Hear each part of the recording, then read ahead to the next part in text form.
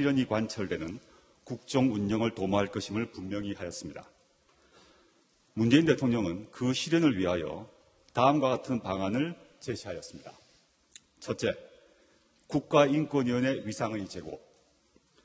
국가인권위원회법상 인권위의 대통령에 대한 특별보고를 규정하고 있는데 이명박 정부 시절 특별보고가 형식화되었고 박근혜 정부 시절에는 특별보고가 단 한 차례도 이루어지지 않았습니다.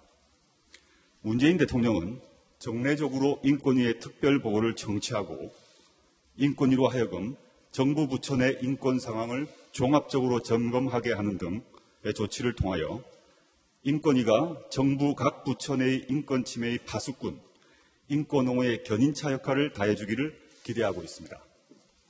둘째, 인권위의 권고 수용 상황 점검 및 수용률 제고. 문재인 대통령은 민정수석실로 하여금 참여정부 이래 인권위의 국가기관에 대한 권고 수용 사항을 살펴 그 실태 및 내용을 파악하도록 지시하였습니다. 이에 민정수석실은 이를 파악하여 대통령께 보고를 드렸습니다. 특히 인권 제약 소지가 큰 권력기관 및 구금시설의 경우 별도 통계를 내는 등 점검 보고를 하였습니다. 이에 대한 분석 결과를 보고받으신 다음 문재인 대통령은 다음과 같이 지시하였습니다. 첫째, 인권위로부터 권고를 받은 각급 기관은 권고 수용률을 높일 것. 둘째, 인권위의 권고의 핵심 사항은 불수용하면서 부가적인 사항만을 수용하는 일부 수용은 사실상 권고 불수용에 해당되는 것이므로 이러한 무늬만 수용의 행태는 근절할 것. 셋째, 불수용의 일부 사례에서 불수용의 사유를 미회신하거나 수용 여부의 결론 자체를 회신하지 않는 경우가 발견되는 바 이러한 행태 역시 근절할 것. 넷째, 역시 불수용의 일부 사례에서 이행 계획을 미회신한 사례도 발견되는 바 이러한 행태 역시 근절할 것. 문재인 대통령은 향후 국가기관이 인권위 권고 수용률을 높일 수 있는 다양한 방안을 강구할 것을 지시하면서 우선적으로 각 국가기관 내지 기관장 평가의 항목의 하나로 인권위 권고 수용 지수 도입을 검토할 것을 지시하였습니다. 이상과 같은 문재인 대통령의 지시에 기초해서 민정수석실은 추가적으로 몇 가지 사항을 검토하였습니다. 기관별, 여러분 통계를 보시면 통계를 이미 배부된 바 있는데요. 기관별 침해 사건의 통계를 보면 경찰, 구금, 시설이 절대 다수를 차지하고 있습니다. 이는 경찰, 구금시설 두 기관의 민원인들에 대한 태도에서 인권 침해적 요소가 상대적으로 강하다는 유력한 방증이라고 보이므로 이에 대한 개선책을 구체적으로 마련해 줄 것을 요청합니다.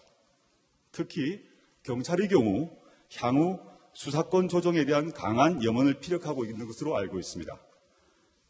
민정수석실에서는 수사권 조정의 필수적 전제로서 인권 친화적 경찰을 어떻게 구현할 것인지에 대해서 경찰 자체에서 구체적이고 실행 가능한 방안을 마련할 것을 요청드립니다.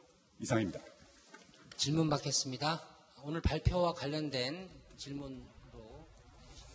네, 조국 민정수석의 청와대 라이브 발표였습니다. 국가인권위의 격상 문제에 대한 방안을 발표했는데요. 사실은 국가위원장이, 인권위원장이 대통령에게 특별보고하는 대한민국 인권 상황에 대한 그 특별보고를 정례하겠다라는 해결책을 발표하면서 역시 이명박근혜 두 정권을 언급을 했습니다. 이명박 박근혜 정권에서는 특별보고가 거의 없거나 드물었는데 그것을 정리하겠다라고 발표했고요. 그리고 인권위가 각 정부기관의 이른바 권고사항을 제시하는 것에 대해서 각 정부기관이 인권위의 권고사항을 얼마나 잘 수용하느냐, 그 수용률을 대통령이 직접 체크하겠다. 그리고 이것을 기관장 평가에도 반영하겠다.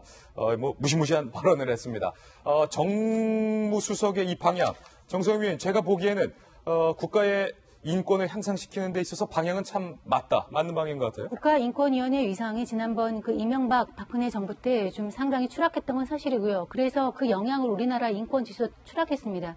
오죽하면은 그 국가인권위원회를 대통령 직속 기관으로 한다는 그런 이명박 정부의 인수위의 보고 때문에 유엔에서 항의 사원을 보내기도 했거든요. 그리고 사실 현병철 인권위원장이 온 다음에 한 6년간 재직하는 와중에서 인권단체랑 접촉이 없어서 굉장히 소외되어 있었습니다. 그리고 뭐 대통령 변호인으로 유명한 유영하 변호사도 인권위 상임위원이었죠. 그런 식으로 좀 이렇게 굉장히 보수화되고 쉽게 말하면 인권에 대한 관심이 적었던 정부입니다. 그걸 바로잡겠다는 그런 조치의 하나로 보입니다. 예.